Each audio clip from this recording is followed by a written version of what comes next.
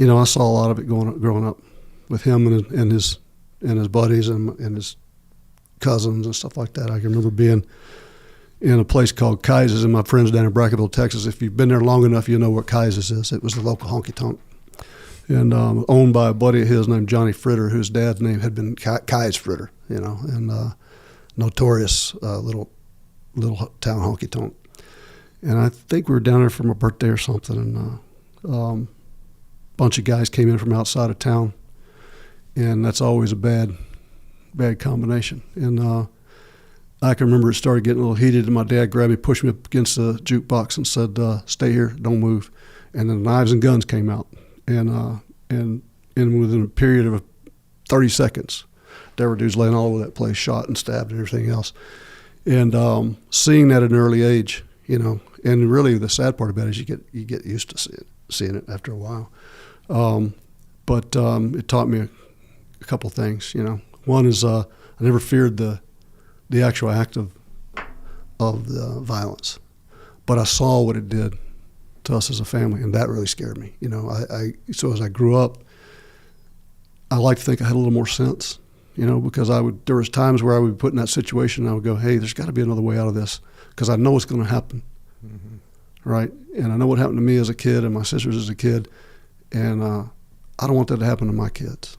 I want to. So it's always best to try to move out of that thing diplomatically if you can.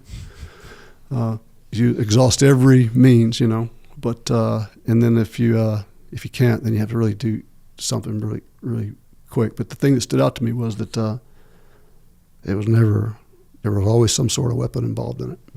Always on the street, always some sort of object involved in it. We talked a little bit about how important hand-to-hand or combatives is to us. We both have some common roots in it, but I learned a lot of lessons watching that early on. And so grew up there. And so what was your plan? You're growing up in this kind of chaotic violence. What was your plan? Did you have a plan? Did you you're looking for a path to follow? You see what your dad's doing. There's a lot of kids that just follow their dad's path. Your dad's out there getting in trouble, causing chaos, but you looked at that path and said, I don't know if that's for me. Yeah, well, how'd it work? I didn't have a plan. I was really surviving day to day. We didn't have a lot of money. We were by most standards impoverished kids. We didn't have a lot of money. Of course, especially when your dad's in jail for a couple of years and he's not there, and my mom's a single mom at the time, basically, and you think, well, she knows everything. And I look back on it now, she had me when she was 18 years old.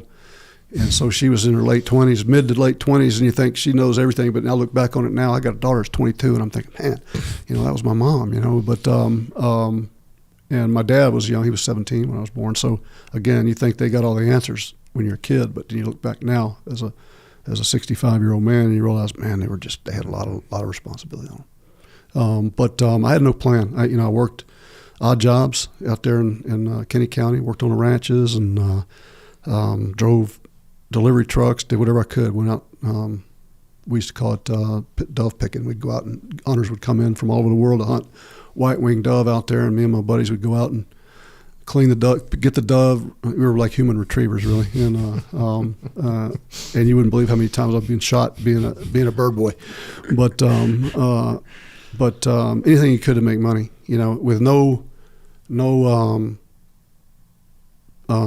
trajectory to anything different.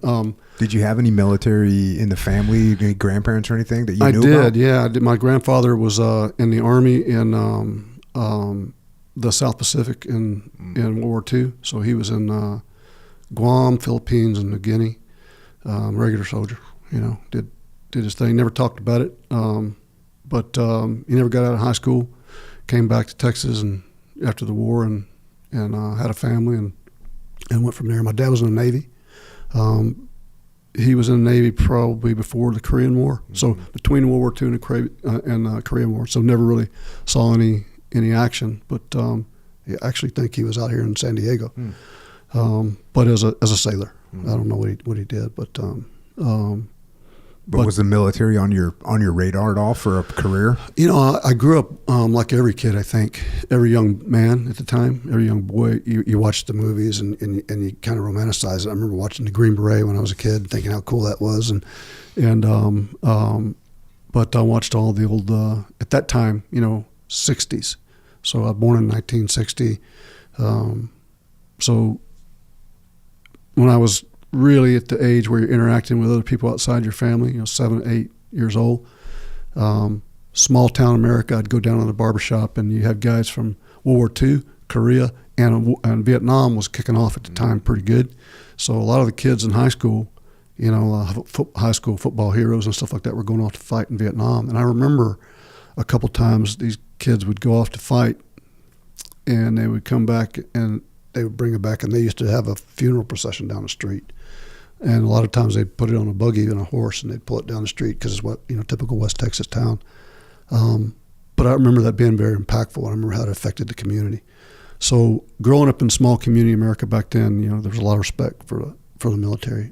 And at the same time, off in the cities, I guess, you know, because we didn't really have TV or anything, but you had the anti-war movement that was starting to pick up steam. But I was never really exposed to any of that, you know, so I had a very positive opinion of the military. I used to sit in the barbershop and listen to these guys talk, you know, guys missing legs and stuff, and talk about, you know, being in Third Army in Germany or being in Guadalcanal and stuff like that.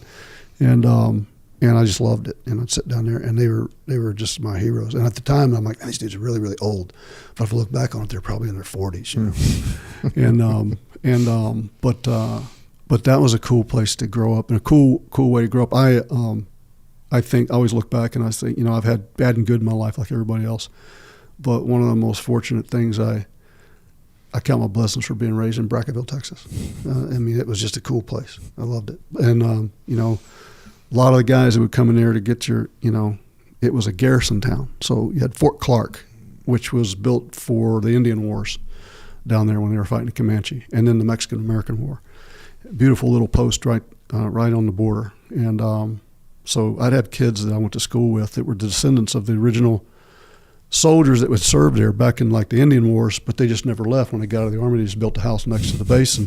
And some of them were the descendants of Buffalo soldiers and Seminole Indian Scouts. It's a really cool little town. So if anybody ever gets a chance to go down there and check it out, and you know, most people that go to Brackettville are lost. They find their way there because they're lost. But yeah, it was a cool place. But I had no plan, man. I was just living, and I looked around at what people did, and you know, nobody in my family had ever been to college. Nobody I knew in the town had ever been to college, because I'm sure there were kids that went to college, but they never came back to Brackettville, Texas. But people there were salt of the earth.